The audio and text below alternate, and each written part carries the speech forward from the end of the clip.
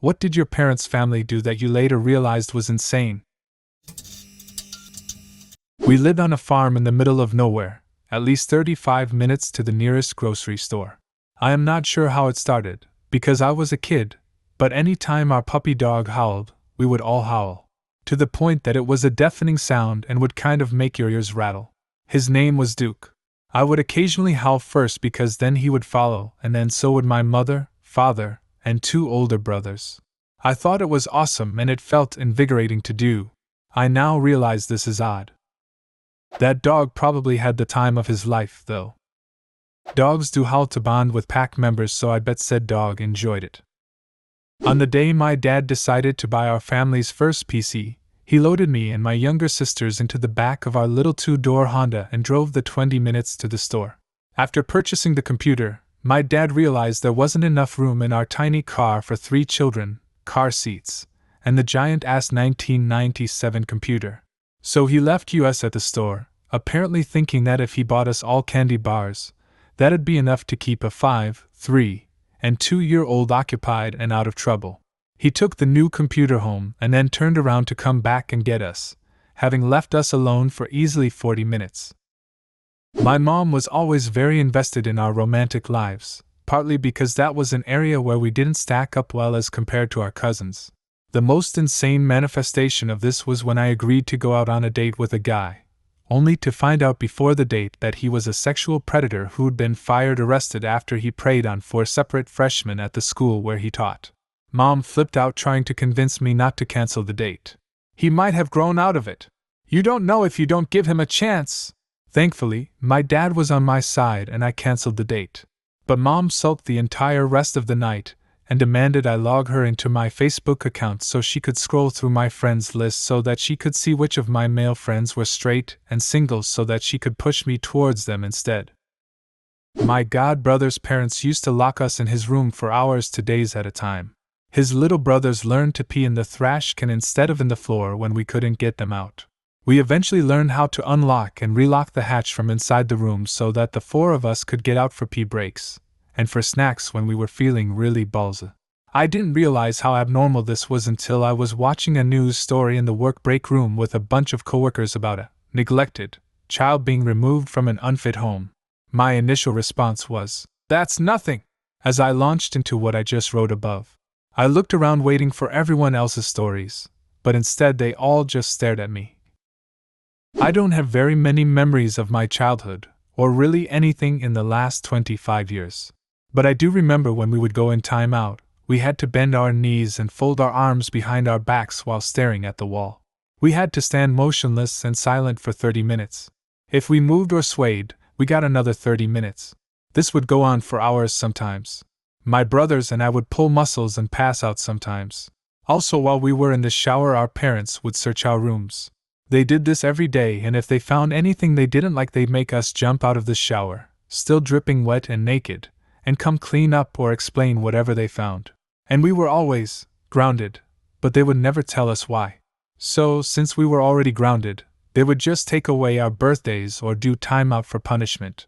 I have only celebrated my birthday twice in my life, and both times my mom shut it down within 10 minutes. Holy crap, I thought I was the only one that had punishments like this. Hours in the corner. We had to hold encyclopedias or dumbbells over our head, and if our arms bent, more time in the corner. I remember being stuck in the corner once for the entire length of a movie, Pet Sematary to be exact. My biggest fear has been doing the same to my own children, but so far it seems like raising kids can be done without these punishments. My parents visited underground Atlanta back in the early 90s. Not the safest place. Anyways, my brother was a baby and crawled under a bench they were sitting on. He pulled out an umbrella bag with a very sinister knife inside. My parents don't report the knife or anything, but instead keep it, and it becomes a staple knife in our kitchen. So yeah, pretty sure my parents used a murder weapon to cut the crust off our PB&Js. When I was in 6th grade, I think, my mom decided we needed to understand what it was like for people in third world countries. We ate oatmeal for breakfast, beans and rice for lunch, could have one fruit for a snack, and beans and rice plus some romaine lettuce for dinner. All of this for a month, and we were only allowed 3 cheat meals. In high school, looking back, I just thought she was bats hit nuts. But once I started having bills and such of my own, it occurred to me, my parents were just that broke. They just didn't want us to think of it that way. Damn, do I love those two people. My godmother, who took care of me a lot, would make pancakes a lot. As kids, we were really excited because pancakes were the bomb, but I later found out that pancakes are incredibly cheap and filling, and that's why she made them. Not complaining, I think it was sweet she found something we liked that was cheap. When my mother left my dad, she pitched a tent in my walk-in closet.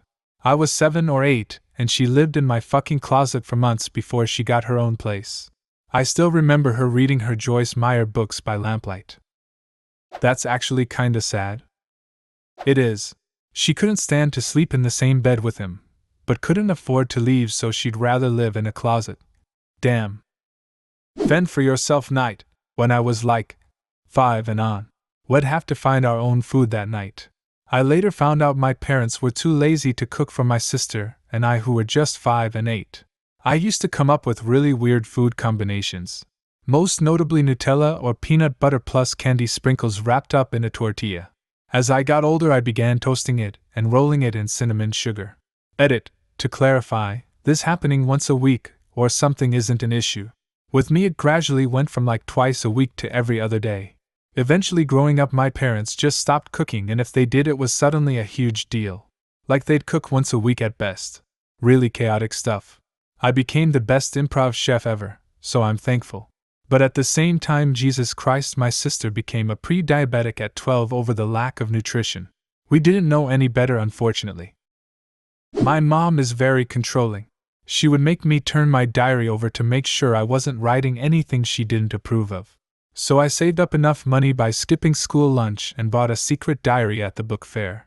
I came home to her sitting on my bed and yelled at me for writing, "Mom is a jerk," or something like that. She would have grounded me, but I wasn't allowed out of the house without her escorting me until age 16. She then wondered why I had no friends. I was allowed only 30 minutes on the computer in the computer room, and I would have to record which websites I went on and what usernames and passwords I used. She would use the password book to go on the websites and look at who I was talking to.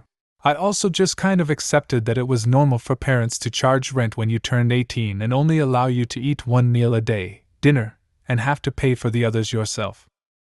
It wasn't until way later in life that my sister and I said, "Wait a second. What a fact?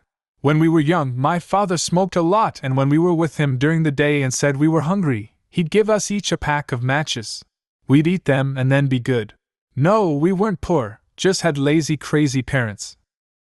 My grandparents in Italy would burn tons of marijuana plants because it was unknown to them and like an unwanted weed on their farms. I mean, they would never had done anything with it anyways, even if they did know, but still, they burned lots of weed. I'm just imagining a bunch of high as hell farm animals falling over and walking in circles and your grandparents being like, well, that's probably normal and has nothing to do with those suspicious weeds we've been burning." My mother refused to take me to the emergency room growing up. She took my stepdad and my stepsister, but refused to take me. Have permanent damage to my ankle thanks to her refusing to take me there. Thanks, Mum. I live in UK for reference, so it wasn't like we couldn't afford it. My mom was the same. She was working 6 days a week and didn't have time for any illness. I had a severe pneumonia and she made me go to school anyway. My in-laws, well, mostly my now deceased mother-in-law and a brother-in-law, swear by trunk food. What is trunk food? It is food that you make, and sometimes cook, sometimes not, and when you go on a road trip, you wrap it up in foil and throw it in the trunk with the spare tire and everything else gross back there. This is only done for long-distance trips. When you arrive at your destination, you eat the food. Mother-in-law and brother-in-law swore that it makes the food taste better. If the food was uncooked, the idea was that being in a hot trunk for several hours would cook it to the desired temperature, in theory. The cakes were probably the safest. She would make small individual spice cake loaves and wrap them up, and then you'd have spice cake with the gentle aroma of car exhaust. She once made an entire birthday cake for me in the same way, except that it was left in the pan and had icing and minimal wrapping. I ate a slice to be polite, but I was being very polite. I didn't eat the rest. Throughout my childhood, I would end up being my dad's therapist. He'd often tell me he sometimes wished he would go to sleep and never wake up. A bit heavy for a 12-year-old to hear from their parent, I guess. After I became a teen and could drive, he'd call me in the middle of the night while I was at my mom's house and ask me to rush over because he was sick and needed help. I spent a lot of nights feeding him Jell-O and sitting awake in his room so he could sleep because his medication would make him hallucinate and think demons were going to kill him in his sleep. It wasn't until I was older I realized I missed a lot of my childhood because I had to parent him instead of the other way around.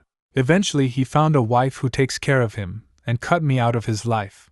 Apparently he tells her stories about how I never spent time with him and never cared because she sends me rants about how awful I am. Do you have a similar story? Leave a comment and subscribe to the channel if you want to see more videos like this one.